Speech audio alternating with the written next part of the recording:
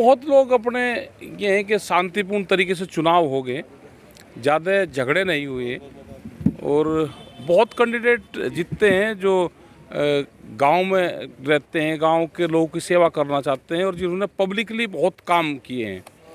तो जो उन परिवारों से, उन फैमिली से हैं कि जिनका सामाजिक दायरा रहा है, तो वे लोग जीतते हैं। जो भी कैंडिडेट जीतते हैं, प्रधान बने, सरपंच जो बन रहे हैं या बीडीसी जो मेंबर बने हैं, जिला पंचायत से बने हैं, तो ये है कि आप अपने क्षेत्र का विकास करें। अब वो जीत गए हैं तो वो किसी एक पार्टी, एक क्षेत्र के कैंडिडेट नहीं है। वे जिन लोगों ने उनको वोट दिया है वो सबके लिए हैं और सब मतभेद भुला के वे अपना काम करें। आपके संपर्क में जो कुछ किसान थे, उन किसानों में से कोई कैंडिडेट जीत कर आया? बहुत आए, बहुत जीत रहे हैं।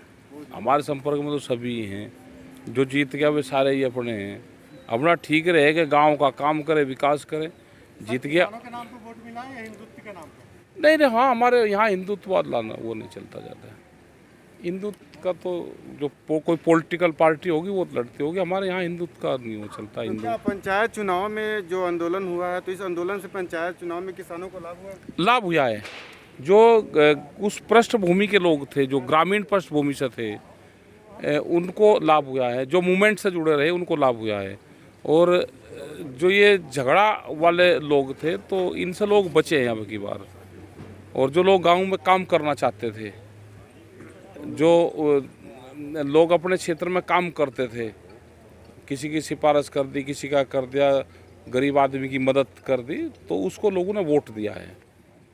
तो क्या लगता है आने वाले 2022 के चुनाव में, जिस तरह से यूपी में होने वाला चुनाव, उसमें भी इस तरह का माहौल बनेगा? उसमें भी क्या किसान की तरफ से कैंडिडेट लोग खड़े होंगे, जीतेंगे? नहीं, अभी तो 8-10 महीने हैं, उसका टाइम पे क्या होगा। लेकिन विधानसभा पे नहीं कि विधानसभा में किसान और वो कोई पार्टी बना के कैंडिडेट खड़े करे, वो अभी नहीं है। नहीं, वो नहीं। अच्छा, आप लोग बंगाल में गए थे, वहाँ पे टीएमसी की जीत हुई, बीजेपी की हार हुई, लेकिन अब खबर आ रही है कि वहाँ पे हिंसा हो रही है, तो इसको कैसे देखते हैं? देखो, हिंसा तो ये पॉलिटिकल पार्टी करवाती है। जब चुनाव हो गए, चुनाव के बाद में हिंसा का क्या मतलब है? ये पूर्ण रूप से जो हिंसा है वो बीजेपी के लोग करवा रहे हैं। अपना कार्यालय भी उन्होंने फूंका। जीतने के बाद में कोई किसी का कार्यालय फूंकता है, वो होता है कि भाई झगड़ा ना हो और मैं शांति से अपना घर चला जाऊँ। तो हारे हुए लोग हैं, वे गाली दिया करे हारा हुआ आदमी ना। वो तो नहीं लगता कि उन्होंने कोई काम करा होगा। ये बीजेपी के लोग ही है, झगड़ा तो यही लोग करवाते हैं, वे तो नहीं कोई ज़्यादा करते हैं। एक सोशल मीडिया पे और खबर में खबर चल रही है कि राकेश टिकैत समेत 12 लोगों पे एफआईआर दर्ज हुआ हरियाणा में। क्या ये सब खबर सच है? हाँ, मीडिया के माध्यम से ही पता चला हमको। होगी खबर तो सच्ची होती है, खबर कोई झूठ होती है? होगी कोई इतनी बड़ी खबर है कि मुकदमा दर्ज होगा तो या बहुत बड़ी खबर है, होगा मुकदमा दर्ज। तो आपके ऊपर मुकदमा दर्ज हुआ है, एफआईआर हुआ है, और आपको कोई चिंता नहीं इस बात को लेकर? नहीं, क्या चिंता होती भाई? अगर कोई केस धाराएं बनती होगी तो कर दिया होगा उन्होंने आपको ये मुकदमा। पता है सर किस बेस पे हुआ है? ये बता रहे कि वहाँ पे लॉकडाउन लगा हुआ था और हमने मीटिंग करी, ये बता रहे। लेकिन कल बीजेपी वालों ने आह्वान करा कि हम पूरे देश में प्रदर्शन करेंगे। तो कल देखेंगे वे जहाँ लॉकडाउन है वे हैं, और 5 आदमी से ज़्यादा पूरे देश में कहाँ इकट्ठे होते हैं।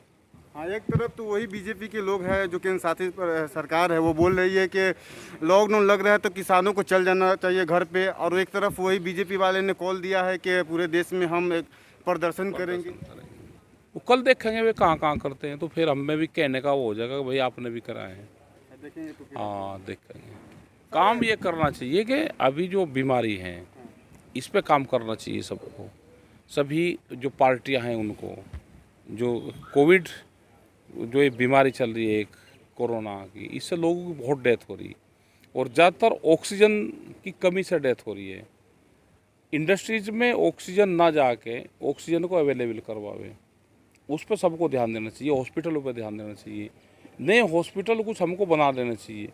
जो स्कूल बंद हैं, जो कॉलेजेस बंद हैं, उनको हम हॉस्पिटलों में तब्दील कर सकते हैं। डॉक्टर हमारे पास में हैं, उनको भाई सड़क पे जो गुरुद्वारा कमेटी है यहाँ पे इंदिरापुरम में, वो सड़क पर लगाकर ऑक्सीजन दे रही हैं और उन्हें करीब 5000 से ज़्यादा लोगों की जान बचा दी।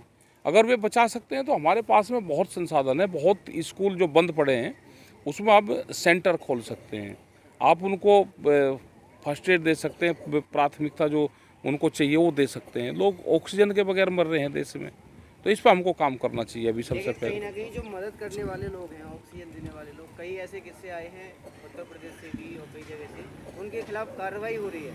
हाँ, जो ऑक्सीजन देने का काम कर रहे हैं उसके खिलाफ कार्रवाई हो रही है। जो जनता की मदद कर रहे हैं उनके हाँ, खिलाफ कार्रवाई हो रही है। तो ये समझ में नहीं आया कि जो लोग मदद कर रहे हैं उनके खिलाफ क्यों कार्रवाई कर रहे हैं। और इतने बड़े देश में ऑक्सीजन की किल्लत हो जाती है, आखिर क्या है, किसकी नाकामी है, किसकी कमी को? देखो, ऑक्सीजन की तो कोई दिक्कत नहीं है, वो उसका जो डिस्ट्रीब्यूशन सिस्टम है वो फेल है। सरकार को उसको कंट्रोल करना चाहिए और ऑक्सीजन के बड़े बड़े ऑक्सीजन हॉस्पिटल हमको बना देना चाहिए।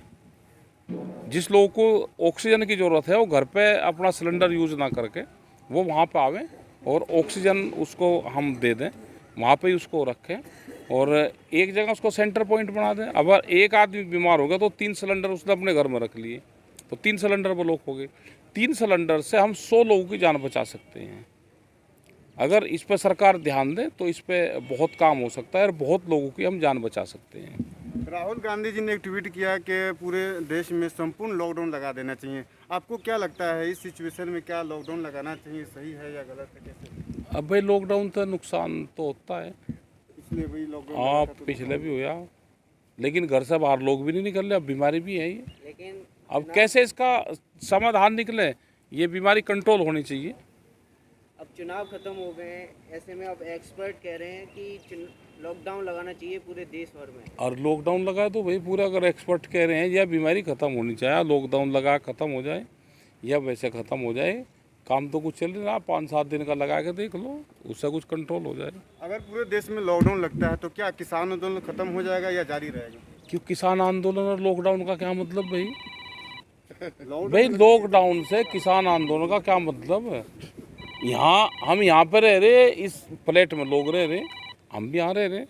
किसान आंदोलन का लॉकडाउन का क्या मतलब है?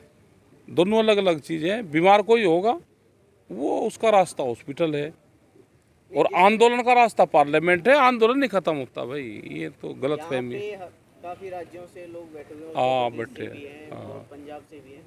अगर लॉकडाउन लगता है तो यहीं रहेंगे, हम कहाँ जाएंगे, यहीं भंडारे चलेंगे।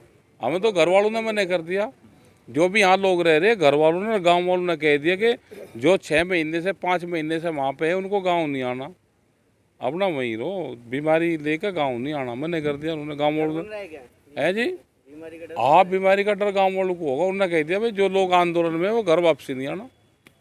अगर किसानों को बीमारी होता है तो फिर किसान कहाँ जाएंगे? अरे किसानों को तो हो रही ना, गाँव में हो रही बीमारी, हॉस्पिटल में जाएंगे सब लोग।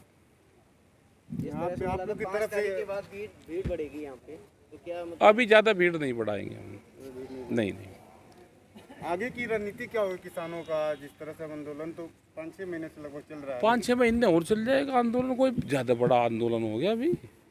5 महीने ही तो ये, 6 महीने ये 6ठा महीना चल रहा है, कोई ज़्यादा बड़ा हुए तो ऐतिहासिक बन नहीं। चुका है, नहीं, इतना बड़ा ज़्यादा आंदोलन ज़्यादा तो बड़ा नहीं हुआ अभी, नहीं ज़्यादा बड़ा हुआ। लेकिन इतने कम से लंबे कम आंदोलन चले, लेकिन देखो अभी 350 से ज़्यादा बार टिकैत साहब जेल गए, तो जितनी बार वे जेल गए उतने दिन तो कम से कम आंदोलन रहना चाहिए। तो आंदोलन तो 370 दिन के बाद जब आंदोलन हो जाएगा तो फिर मानेंगे कि आंदोलन अब शुरू हुआ है। तो 370 दिन होने तो पहले, 370 दिन होंगे तब आंदोलन हाँ शुरू होगा। 370 दिन के बाद में 370 के आसपास टिकैत साहब जेल गए। 370 दिन, जो 370 बार। कहीं ना कहीं यूपी चुनावों पे सीधा इशारा है उनका?